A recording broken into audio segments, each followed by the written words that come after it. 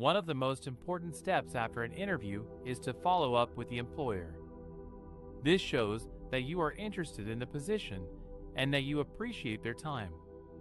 But how do you follow up effectively? And what do you do if you don't hear back from them? The first thing you should do is to send a thank you email within 24 hours of the interview. This email should be brief and polite, and it should restate your interest in the job and highlight your main qualifications. You can also use this opportunity to address any questions or concerns that came up during the interview, or to provide additional information that you forgot to mention. Here is an example of a thank you email. Subject: Thank you for the interview, dear Mr. Smith. Thank you for taking the time to interview me for the marketing manager position yesterday. I enjoyed learning more about your company and the role. I am very interested in working with you and your team. I believe that I have the skills and experience to help you achieve your goals and grow your brand. As we discussed, I have attached my portfolio of previous projects for your reference. Please let me know if you have any questions or need any further information from me. I look forward to hearing from you soon. Sincerely, Jane Doe. The second thing you should do is to keep track of your communication with the employer.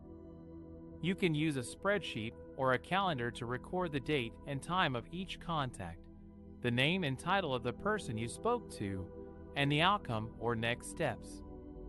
This will help you stay organized and avoid sending duplicate or conflicting messages. The third thing you should do is to follow up again if you don't hear back from them within a reasonable time frame. The length of time may vary depending on the industry, the company, and the position, but a general rule of thumb is to wait at least a week before sending another email or making another call.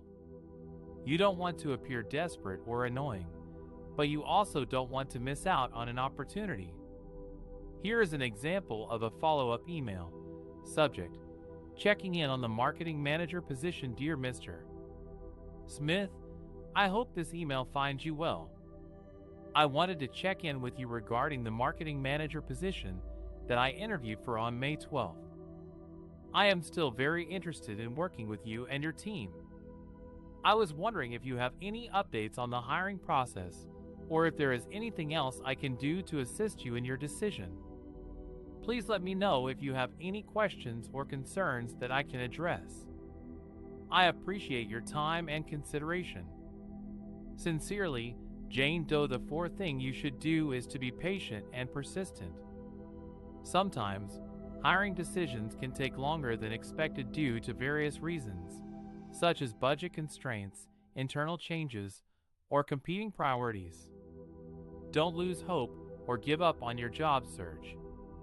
Keep applying for other positions that match your skills and interests, and keep networking with people who can help you find opportunities. The fifth thing you should do is to move on gracefully if you get ghosted by the employer. Ghosting means that the employer stops communicating with you without giving any explanation or feedback.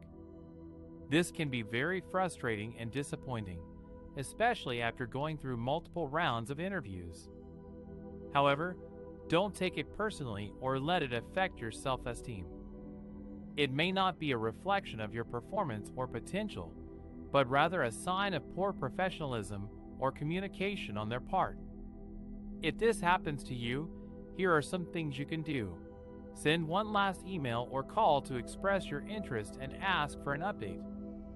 Be polite and respectful, but also assertive and clear about your expectations. If you still don't get a response, accept the situation and move on. Don't waste your time or energy on chasing someone who doesn't value you or respect you. Learn from the experience and use it as an opportunity to improve your skills and strategies for future interviews. Seek feedback from other sources, such as mentors, peers, or career coaches. Identify your strengths and weaknesses and work on enhancing your resume, cover letter, portfolio, and interview skills. Stay positive and optimistic about your job search. Remember that there are many other employers out there who who are looking for someone like you. Keep applying for jobs that match your goals and passions, and keep networking with people who can support you and refer you to opportunities. By following these tips, you can survive 9 rounds of interviews and still get ghosted by employers without losing your sanity or confidence.